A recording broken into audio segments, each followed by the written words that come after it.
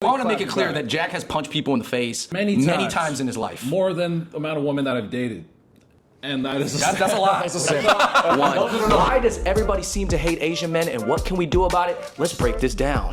All right, everybody, I'm here with my good friend Jack and Nelly, and we just watched Han's Y video called Why Everyone Hates Asian Men. Asian dudes just suck. Asian men are generally perceived as unattractive.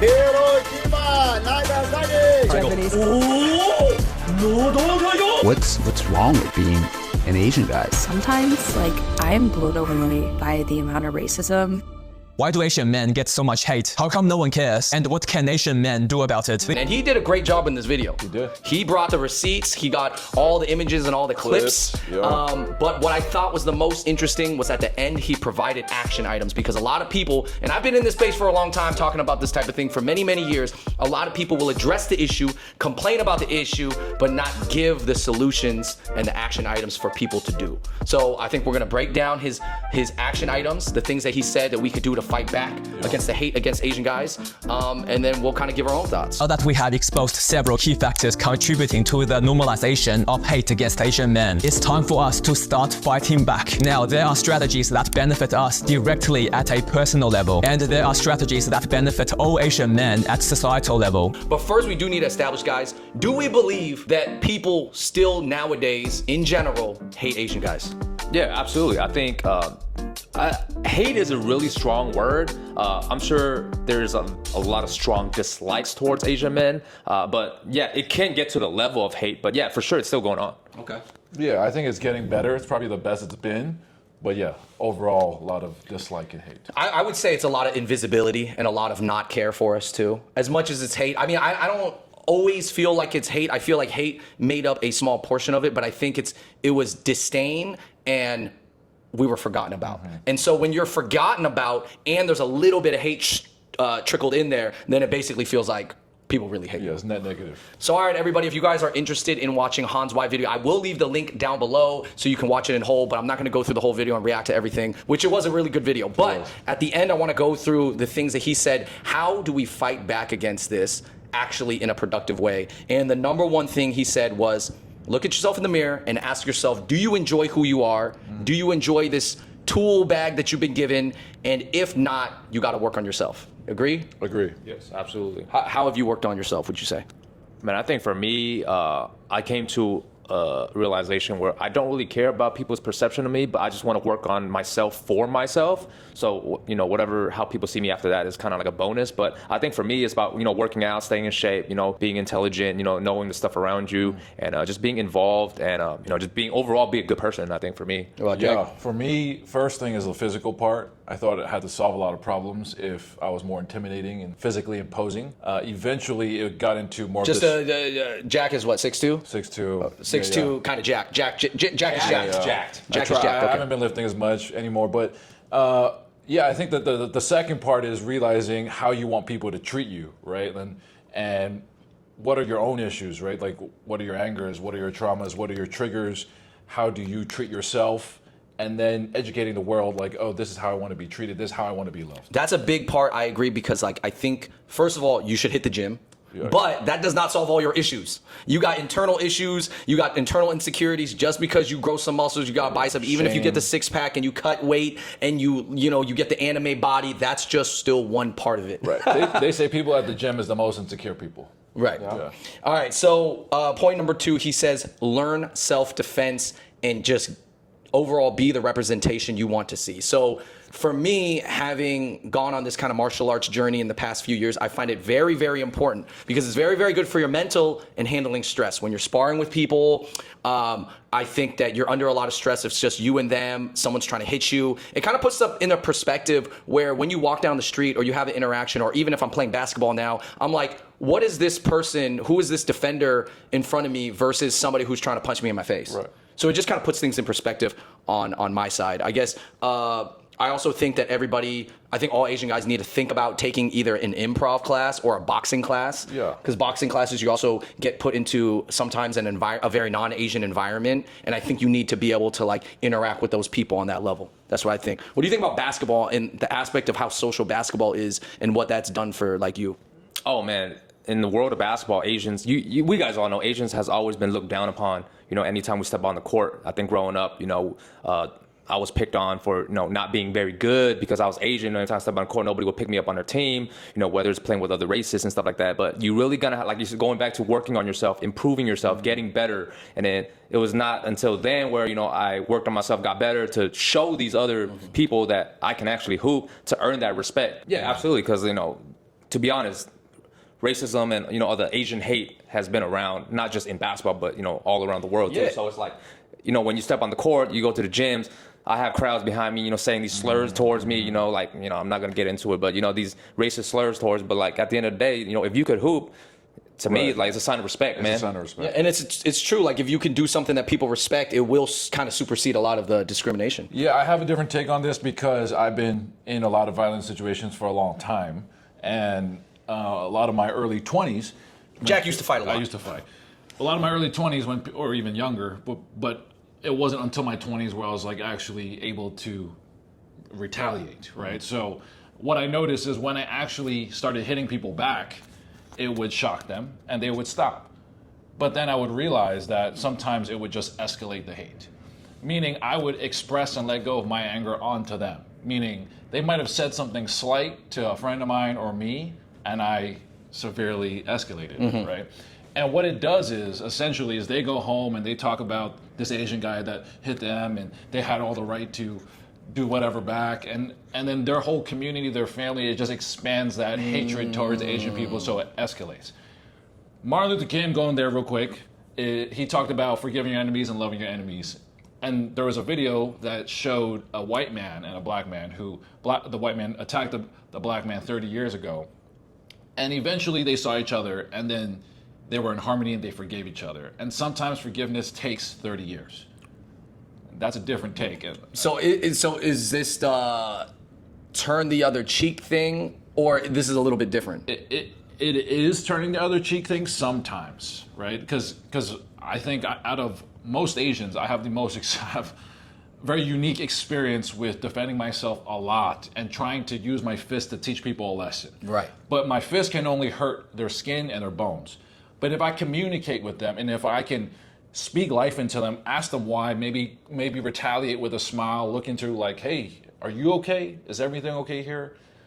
Then we both are alchemized, right? I took their negative energy, I brought it back to them, I asked them a question, I returned it to them, and now both of our angers have diminished. And then they don't go home and they don't take that out onto their families and their friends, and it doesn't expand. That is what I think is real strength. After getting into dozens of fights, hurting a lot of people, that is what I think is the harder thing to do. Wow. All right, guys, let me know in the comments down below what you think about Jack's explanation about that. I think it does make a lot of sense. I do think that we have to address, how does an Asian guy get to the point where he's physically fit, confident, and secure, and at peace with himself enough to be able to show love and debunk this person's beliefs with words or love versus just being stronger and more aggressive than them.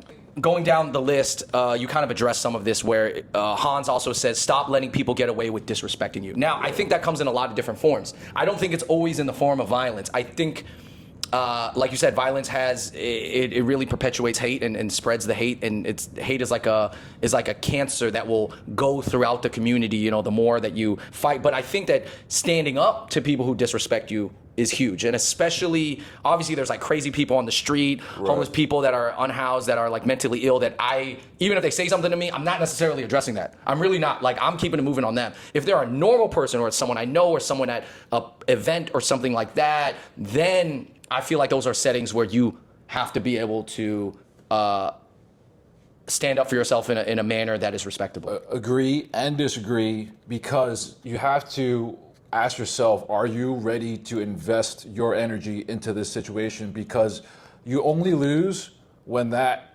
anger or that disrespect or the hate is imprinted onto you. Because no matter what they say and you're grounded and you're secure in who you are and you won't let what happens impact you going further, like, you can leave that situation like it didn't even happen, do it. But if you are going to go home and be pissed for 2-3 days, and you're going to think about that moment, It's gonna eat inside you like, oh, I should have said this, I should have done. It's that internal rage. Don't do it. Like, you're not in a position where you can escalate that or you can diminish that. You got to take care of yourself. That's hard though. People haven't taken care of themselves. That's hard, It's man. really hard. No, yeah, I totally agree. And just piggybacking off of what Jack said, that there's certain situations where, like, yes, sometimes you do have to stand up for yourself. Right. You have to voice yourself, but like, you got to ask yourself, man, is what they're doing really worth it to really impact your own energy, where you have to express, you got to unleash this energy just so that he doesn't get the last laugh or whatever. Because at the end of the day, man, it's about protecting your peace. But if it gets like, over escalated or, over the top, yes, sometimes you do have to, stand up for yourself, voice yourself. But hey, is it really worth it? You got to look at the situation. Is it really worth it? Yeah, I think that what I will end off on this point is like, man, there's a lot of practice to go around, because like, I think that a lot of people, they imagine how they're going to handle a situation, but until you've actually been through it and practiced, like literally you could even role play, and it's going to help you in those situations, because a lot of people, they're not, we know a lot of Asians, they're not used to speaking up. So who's to say the first time you speak up is going to make any sense? Right. You're going to be caught up in your emotions, your cortisol's going, your adrenaline's going. Right. Like, I know what it's like when I was a kid, like getting pissed off, just cursing out somebody. I'm not even making sense. I'm just, shut the F up, you ever, and it's just like, it's just an outpour of rage. Yeah, and it's not effective. Yeah, which you're releasing onto them, and what you don't want is them to release that onto you. Right, and it's just like a barf of trauma and anger. That's all it is. Yeah. So trauma dumping. That's the word. Another point he says is stop letting Western society dictate who you aspire to be. I'll go off on this because he obviously in the video talks a lot about images of Asian American men in the media, and I totally agree that has impacted our situation, although it is definitely not the only factor. This term called like cultural space or cultural positioning, like you don't want to let Western society dictate who you are, whether it's like, oh, you're the one token Asian kid in this group of friends, so therefore you have to play the cut. You'll never get attention from the girls. You can't make the jokes. You have to play the support role only. Don't let that push you into that position if that's not where you want to be. Yeah. Yeah, I think ultimately assimilating is something that we were taught to do, and we're trying to assimilate in this culture that is already suffering, right? So what he's saying is like, how do we find the most authentic expression of ourselves in this new world? But not let the images or kind of even the environment push you into it. Right. Another point he has is only retaliate against the offenders, not potential allies. And he talks about this about Asian women, because now here's a big point, guys. A lot of people tend to take the hate that they see from Asian women, which there has been some hate from Asian women, definitely, on Asian guys. We know this. We've seen the clips. Hans did the whole thing, and there's even more than that. In real life. Yes, I've experienced it in real life. We've experienced it at the club. I've experienced it. I've even had conversations, actual candid conversations with women who felt this type of way, and but it's important not to project that on all Asian women, because other Asian women are going to be big allies in this. For sure. That maybe sometimes there have been Asian women who are our enemies in this, unfortunately, whether it's due to self-internalized racism, possibly trauma from their family, their relationship with their family, whatever, who they were raised, their experiences growing up. But we cannot project that on all Asian women and then hate all Asian women, because then you become what they would call an incel, right? Yeah, I think we just got to be very careful with being victims, right? Having that victim mentality, like everything is against us, the world is against us, even our own Asian woman is against us. Because if you think that way, then there is no solution. You're not you're not operating in a place of a creator. You're just like, oh well, I'm just going to be pissed and I'm going to hate the world, and so be it. Right, because if the world's against you, what can you do? They're just going to add on top of that, add more hate towards it. You know what I'm saying? It's like proving their point. Exactly. But yeah, I think, with Asian women, instead of like hating, like Asian guys are like, oh, I don't want to date Asian guys, just like don't say it in that way. Just be like, oh yeah, I prefer like other races, like white, blacks, whatever. Don't come out and say like, I don't date Asian guys, or I don't like Asian guys, or don't put Asian guys down. Don't say anything negative about it. Just be silent about it. You could say it in other ways, right? Yeah, but just, you can say what you like about other guys. I mean, you like other guys, just don't say you don't like us. Exactly, and I think that part of some of these examples that Hans showed, I definitely think those are Asian women trying to seek validation from the white mainstream and saying those things because they also think it's funny, it's going to get them attention. Oh, it puts them closer to the powerful people that they want to be around. I mean, there's a million reasons, but ultimately, like, you can like who you want to like, date who you want to date, but yes, like, there has to be community love, and we're going to talk about that later, because that community love and community harmony and being on the same page as the rest of your community is one of the biggest things. For sure. You know? And yeah, that takes us to our next point, guys. Asians need to stop hating on each other and see the bigger picture. And I thought that this was a great point. Hans obviously is like, well, you know, don't have Koreans hating on Chinese, vice versa, whatever. Or like these separations between the different types of Asians. Like you have to understand that we're all kind of in this fight together. I know that Asians may look a little bit different. They have some slight different culture for sure. But like at the end of the day, if you have suffered from being an Asian guy, no matter even if you're Filipino, Korean, Chinese, Vietnamese, whatever you are, then you're in this fight together. Yeah. There is a saying, it goes, cultivate the self, then your family, then your community, and then the world, and it has to be in that order. And if we look at, just say, Trump and China, for example, there's obviously tension there. What I learned was that the Vietnamese were supporting Trump because Trump didn't like China.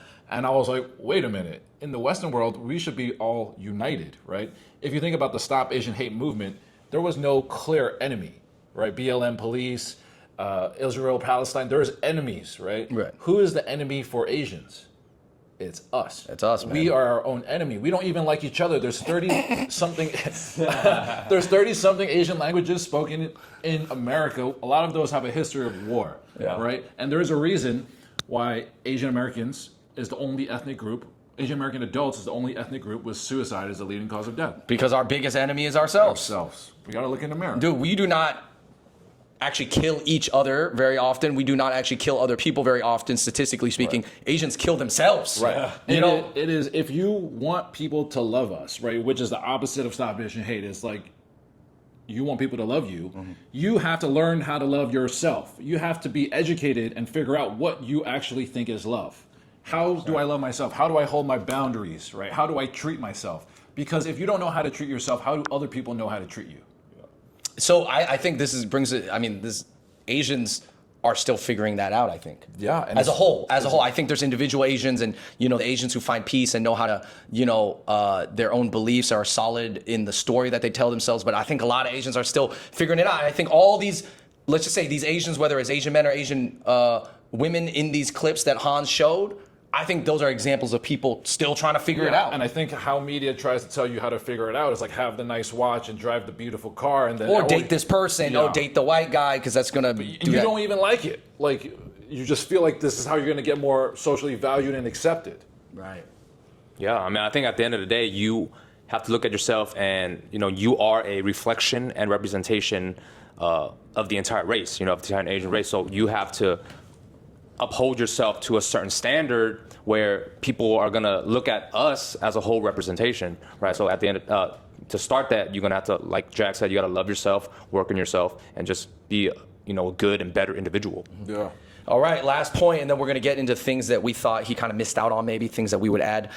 This kind of is the, what if, he asked the question, finally, what if we hit back every time we got hit? Now, you can interpret this in physical form of like actually clapping back as far as verbal or physically. But what if we hit back every time we got hit? Because he addresses that a lot of the same discrimination that we're going through today is still the same dynamics that we went through decades ago, even in the 1930s, you know? And so he's like, when do we break this cycle? Do we need to just hit back a lot? And this is something that I talk to a lot about people because a lot of people during the Stop Asian Hate stuff, which is you were very involved in, I was involved in as well, people were asking like, yo, how do we change the perception of Asians? Like, we need people to fear us. We need people to fear us. And I'm like, well, to fear us, you're going to have to like kill a bunch of people, to be honest. Like, we're not going to do that. Like, you don't understand like what that's going to take to change that image. It might not be within us to do it that way, you know? And that was it's the wrong way to just be like, oh, we need to like do Asians all need to walk around with tactical vests and like armed pistols and like with knives and Kublatons everywhere, like militarize ourselves constantly. Like, I think in a weird way to do something, but I don't think that's actually the answer. No, like I challenge that to like, what if every time a clapback was like elevating yourself or another fellow Asian? Right? Oh, you mean instead of clapping back at the offender in violence and hate, you just use that to elevate the community? Or yourself. Like, yo, this person said something racial towards me. I'm going to go to the gym. Or I'm going to go read a book. Or I'm going to go to the spa. And I'm going to get my favorite meal. And I'm going to treat myself even better. And then I'm going to see another fellow Asian man, and I'm gonna lift them up and compliment them and tell them they're doing a good job. What if that was the clapback? Yo, Jack, I don't even know what you're suggesting right now. You're suggesting redirecting the energy flow like it's like chi. Yeah. And you want to redirect that negative chi and put it into something positive. For sure, man. Because the clap, we can't be like. You've actually clapped back. I want to make it clear that Jack has punched people in the face many times in his life. More than the amount of women that I've dated. And that's a lot. That's the same. Those who don't know Jack, it's a lot. Dang, man, you took out a whole army. Yeah, I mean, look, and ultimately, it was just me expressing my own rage every single time, and then it was escalating it. So I don't think that's the answer, because a lot of people do, but I've actually went through it, and I'm like, it's just not the answer. It's just me releasing.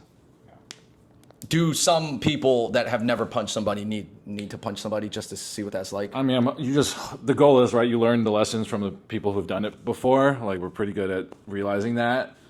So take it from me. I've hit many people. I've hurt many people. I don't like it. I don't think it solved anything. It just made me a little bit less angry. But I think it just escalated the total hate overall. So if we're trying to solve hate towards Asian men, I don't think we should be expanding it. That's an interesting point, man. One thing that I want to add before we round out this video is like, I think the era that we remember being in, whether you're probably anywhere from 60 years old to 25 years old, obviously I still think Gen Z Asian guys are still going through some of this and having these conversations, but trust me guys, it's a lot better now. Just take my word for it. For sure. But there's this window in these decades where I feel like it was almost like the ice age for Asian male masculinity. Yeah. You know, it was like we kind of got caught in this period where our parents came over here in like the 60s, 70s, 80s, right? And we were born, and it was the age of media and the internet, and there's a lot of images and a lot of representation flying around that we did not like, that did not help us. And then, you know, our parents are all immigrants. They're just coming out of town. They don't know how to teach us how to necessarily be like secure, at peace men in society, in Western society. That's not like, our parents were just working and then they didn't understand the language and culture. So what I'm saying is that now with all this media made by Asian people to address this, kind of like things like this video and everybody else out there like Hans Y, it's like we have to finally learn from this and understand that we're kind of coming out of this age. Like I think in 10, 15 years, the landscape of what it means to be an Asian guy is different. Yeah. And every 10 to 15 years, it's different. It's even different than when I first started YouTube, and that was like 12 years ago. And it's different. I can tell you that. It's 100% different. Not 100% different, but it is for sure 100% not the same. Not the same. So, that's something that, you know, if you look at it like your life is just this little sliver, and it was a little bit of this weird like downturn in the stock chart, you know what I mean? And we are coming out of it, you know. It might not be rocketing to the moon, you know, in like a NVIDIA type way, but we are definitely like seeing better. Yeah. And we're understanding ourselves, and Asia's coming up and all these things. So it's really hopeful. Yeah. That's all I got to say, man. Anyways, guys, let me know if you guys have anything else to add. No, I mean, there's a study. It's called the Spain scale. It measures human emotions in terms of like frequency. And there is only one emotion that is 40x higher than love. Do you know what that emotion is? Hate. Authenticity. Oh. So authenticity, according to the scale of measurement, is 40x higher than love. So how do we become more authentic? How do we embrace the truth a little bit more, right?